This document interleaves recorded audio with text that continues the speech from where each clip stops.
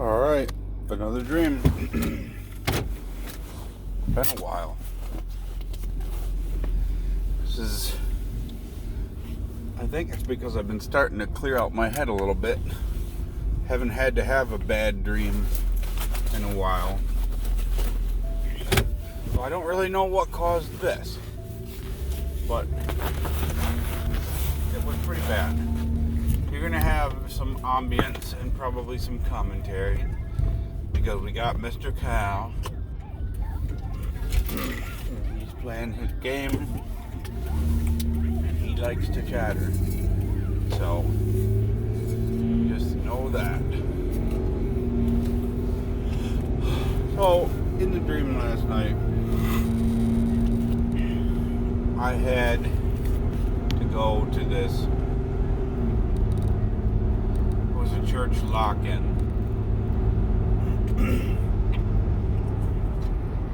I think it was with Emmanuel Church.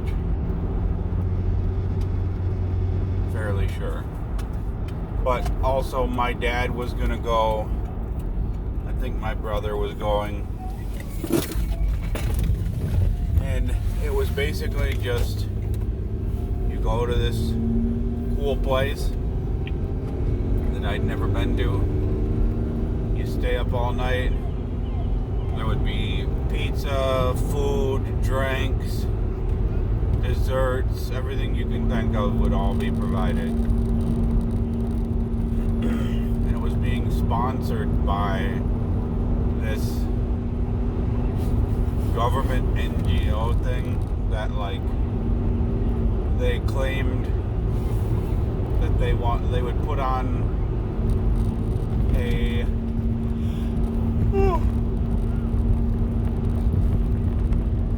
they would put on a party for a non-profit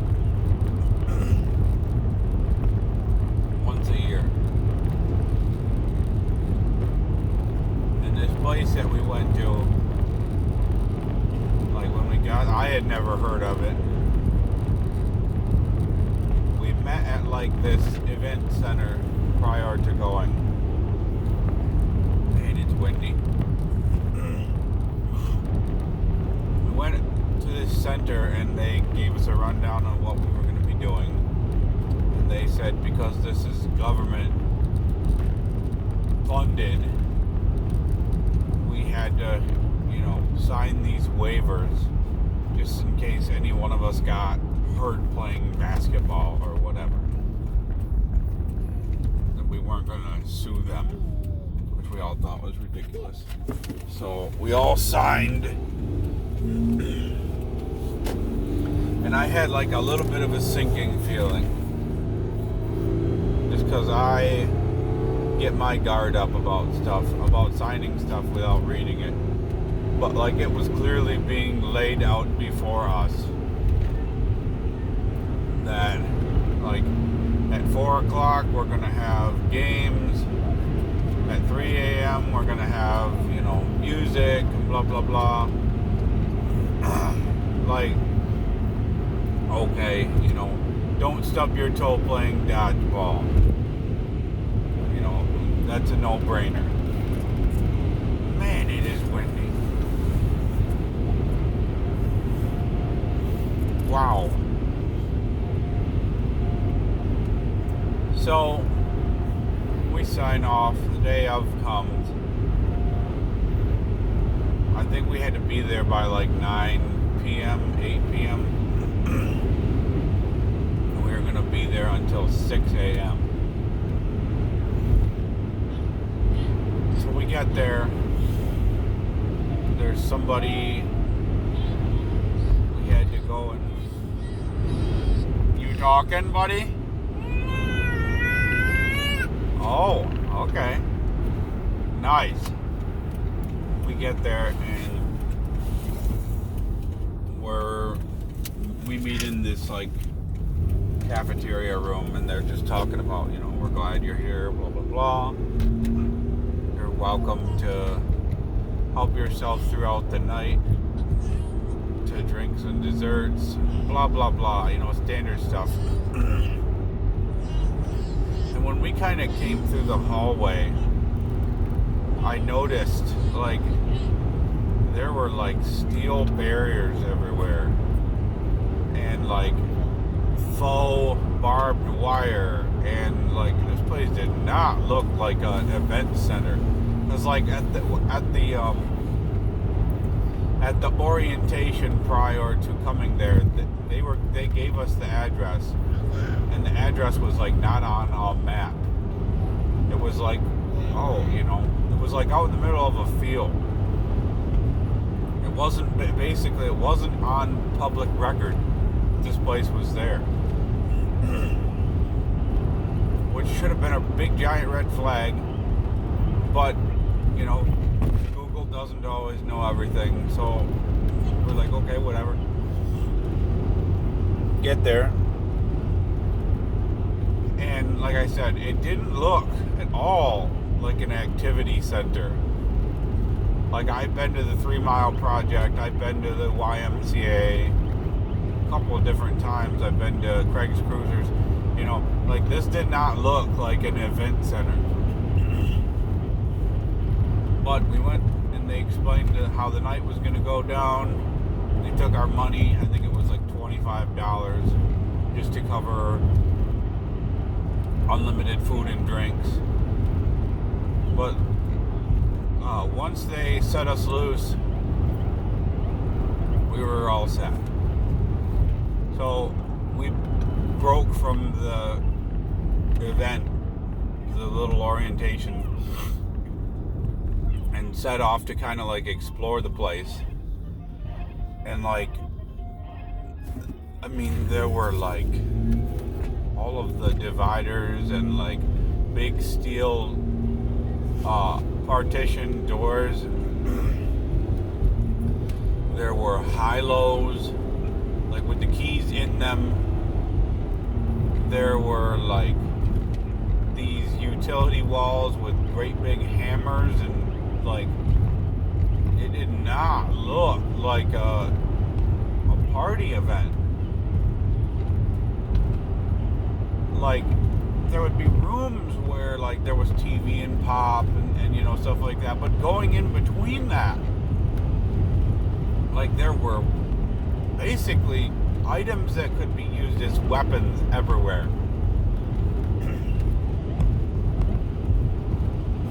But as weird as we all thought it was, our group leader said basically what I was told was that this place used to be a factory, and then it was repurposed as a paintball arena, and then they couldn't make money doing that, but nobody ever went through and gutted the place. It's really just a place that used to be something else, and they just repurposed it for the sake of having, these fun nights. And this was the best that they were willing to do. And don't touch anything. So we're having, fun and everything. And like around midnight, I think actually at midnight, we heard like a, and then it just quit. And we were like, what the heck was that? Like, oh, I don't know. Well, when we came downstairs, we noticed all the doors, like the big steel doors for the front, were locked. We were like, hey, what's the deal with that? They just locked us in. And somebody said, from the best that I can understand, because this place was a thing before a thing before a thing, they closed the building at midnight because this place used to have like high security or whatever. And again, they probably just never fitted it. They never removed it. You gotta understand, this place is not exactly the Ritz Carlton or something. I don't remember what he said it was, but he just chalked it up to basically, this is what we got. and don't worry, like we kept reiterating the fact that like this is we were wondering, like, is this going to turn into something else, or are we in the correct place? But they reiterated over and over. They reiterated the fact that this was in fact a party and we were all safe, and the building was just a piece of crap. Well, I came around the corner at this big set of stairs. It was like cement stairs with this rubber liner going down, and I kind of heard like a hissing noise. I'm like, this is really, really, really sketchy. I know. It sounded, if I didn't know any better, like they were releasing something into the air. Or like there was an air leak or something. And like, maybe like 20 minutes after 20 minutes after midnight, somebody was like, now let's really get the party started. And they broke out these great big bottles of liquor, like dozens of bottles of liquor. And people were getting to drinking and really starting to cut loose. Like, yeah, I thought this was supposed to be like a Christian event. And I'm like, they're like, you want some? I said, no, I'm good. I'll pass.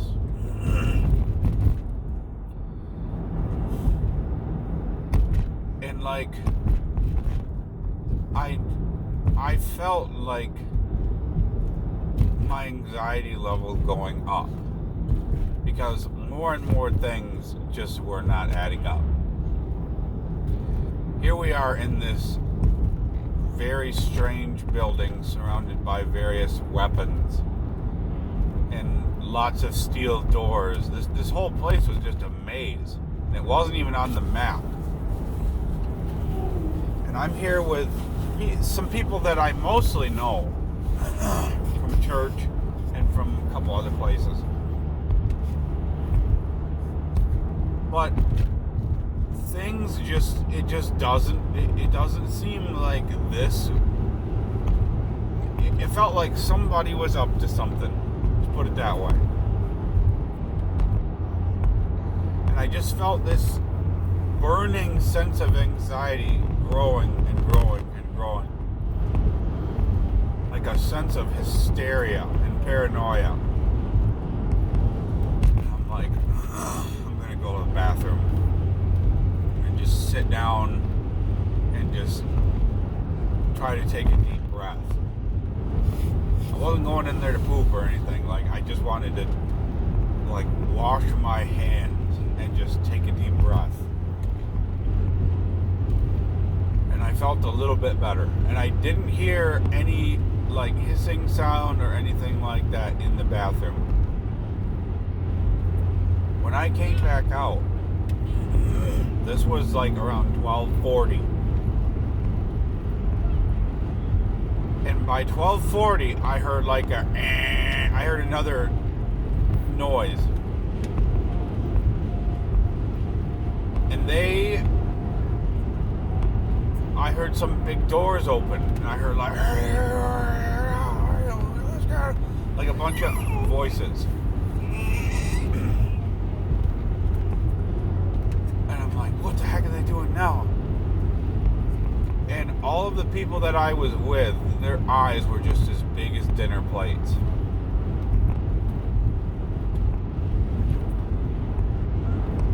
Prior to seeing these people, they were releasing a whole bunch of like top security prisoners, and they were all like killers and murderers and rapists, and they had like stuck this garbage truck trailer up against a shipping dock and opened, not a garbage truck, did I say garbage truck? I meant semi-truck trailer. They were all in the back of this big semi-truck trailer. And they had backed this truck trailer up against the docking bay and let them all in.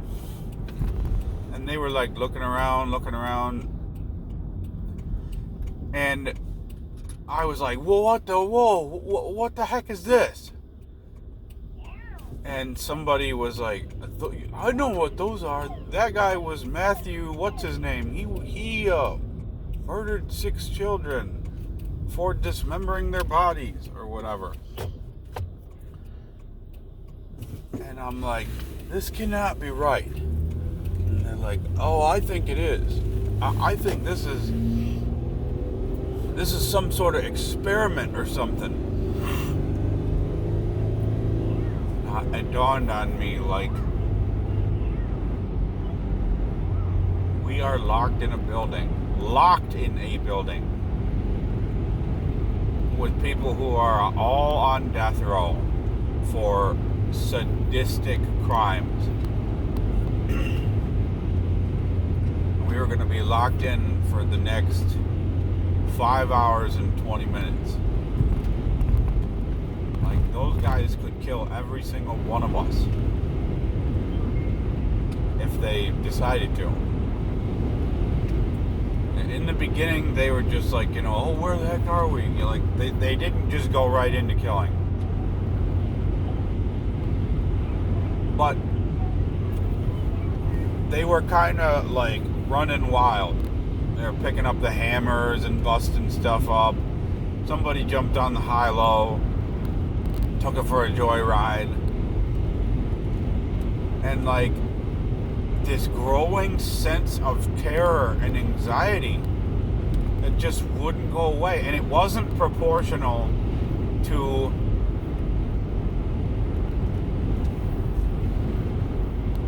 crap.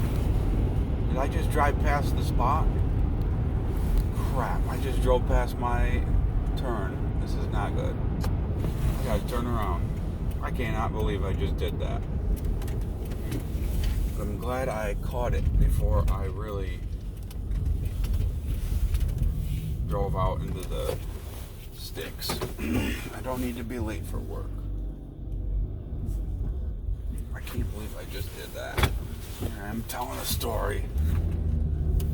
Drove past my turn.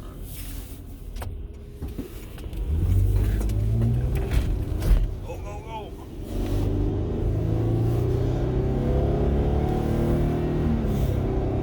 Harder to tell when you're in the dark. Anyways, this sense of malaise and dread that just grew in the air was like,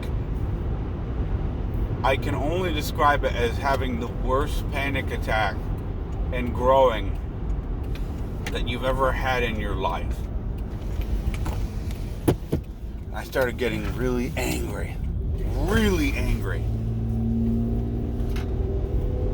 And at one point I said out loud, I turned to this guy and I said, the next person who pees me off, I'm gonna cave in their skull with a sledgehammer. And there were these people that were all like staring at me.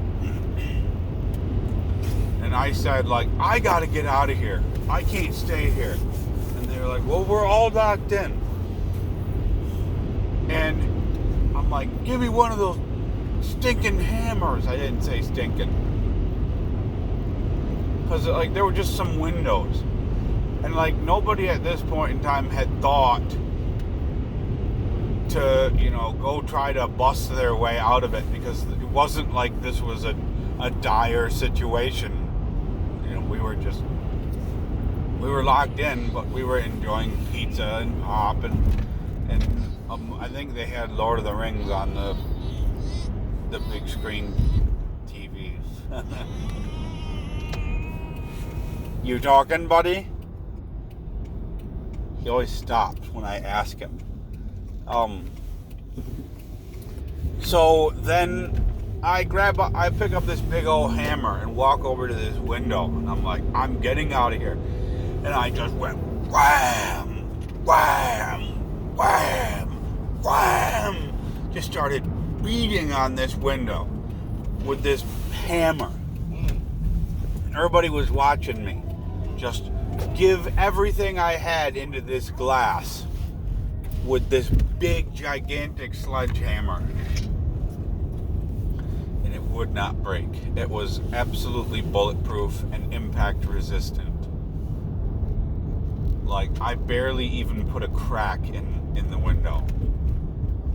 And I'm like, at this point, I'm like gnashing my teeth. And I just ran. I ran from all the people that were looking at me. You could just feel this sense of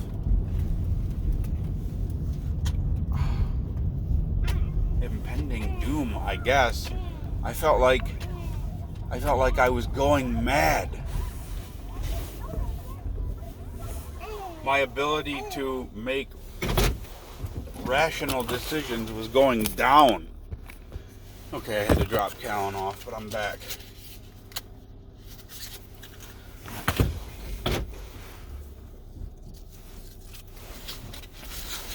Back up real quick.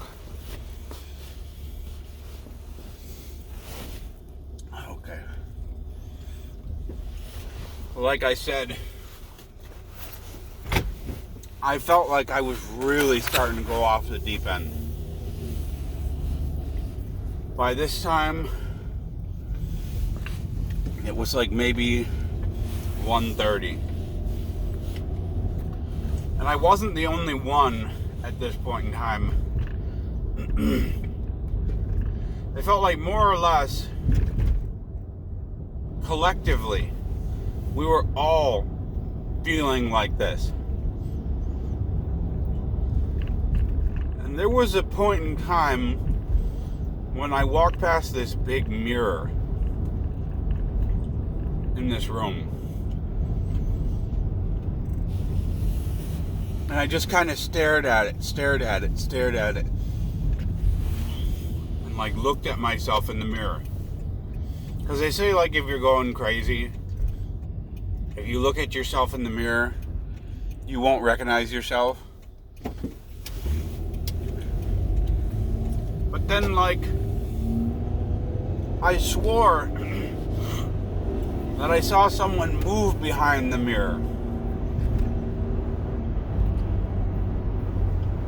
And I think I had the hammer with me, because I took the hammer and I just swung it. And of course the mirror did not break. It was impact resistant and bulletproof, as well as the other windows were. I was just like, hey, somebody's watching me! I started really taking it to it. Everything that I had just into that mirror with the sledgehammer. And like I turned around and this guy had like his hands like outstretched towards me. And he was like just watching me with this angry, insane look on his face. And I was like, yeah, you too, pal! And I took off running out the other door. And like, there was, something was coming over all of us. Clearly. That we were all losing our minds. And at one point in time, I like went into the basement, this boiler room area. As I was angry, I wanted to break something. And I noticed over by the heating duct, there was this big tank that had like a skull and crossbones on it, and it said like XT1 on it or something. And it was hooked up to the heating vents. And it was like misting this chemical into all the air ducts. And I'm like, well, that ain't right at all. But I didn't dare touch it because I didn't know what it was going to do. But I kind of put two and two together. We had been, like, baited into this government experiment where they had locked us in a building, just normal people, with these prisoners. And they released this chemical into the air to make us all angry and crazy. And they were studying us. And you would think, like, okay, at this point, what would a logical person do? Well, probably find a place to hide. Because if your suspicions are confirmed and you don't want to die or have to fight, you'd probably just want to hide somewhere. Get like a sharp stick and hide somewhere. But I wasn't in my right mind. It just made me more angry. So I ran upstairs and thought, like, I'm gonna have some of that alcohol. I don't even care. I went into the room where they had kept all the food and everything, but everything had been thrown on the floor and busted up. Everybody was just kind of slowly becoming more and more angry and aggressive.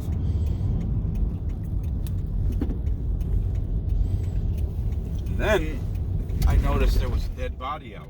And it was one of the prisoners. Somebody had hit this guy in the back of the head with a sledgehammer. Just caved this guy's head in. And I thought to myself, so this is what it was all really about, huh? Like, the suspicions that I had were just confirmed. They wanted to put us in this place with these wacko psycho criminals and see if they could make regular, ordinary people crazy enough to make the first kill. And whoever did it, it was on from there.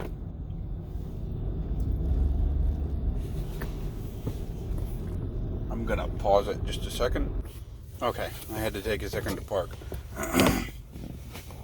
The first kill had been made. And from like that point in time, it was just when I saw the dead body laying on the floor, I just started seeing red. I had reached like peak insanity. And from there on, I went just looking for anything that I could tear up. I had my hammer and I was smashing things, flipping tables over. I had somebody come at me, and I'm pretty sure I killed him. And, like, people had started splitting up into groups. And their groups were going to see how many people they could kill. And at one point in time, I saw my dad. And I just ran up to him and just said, I don't want you to be my babysitter anymore. And I had a chisel in my hand. In my mind, I was going to just jab it into his neck. And he just said, Jer. And like, when he said Jer, it like brought me back to like my brain. Like, it reminded me who I was, basically. And I just started bawling. And he's like, Jer, it's okay. It's okay. We're going to make it through this. And I just started bawling. And like, the odds were that even if we made it through this, we were just going to be, we weren't going to get to go home. We were part of this government experiment. They were probably going to document everything and then just lock us all up or kill us or whatever. But it was really a freaky dream. There was lots of blood and violence and goodness, killing. And the fact that we had become part of this government experiment without even realizing it was really just absolutely terrifying. Just an experiment to see if they could take prisoners and regular non-criminal people and just bring them to the same level with whatever chemical weapon that they were using. They were testing it on their own people. But I sure was glad to wake up from that one. I woke up and my heart was just pounding. I kept trying to stay awake because I didn't want to go back into the dream. That's all I can remember.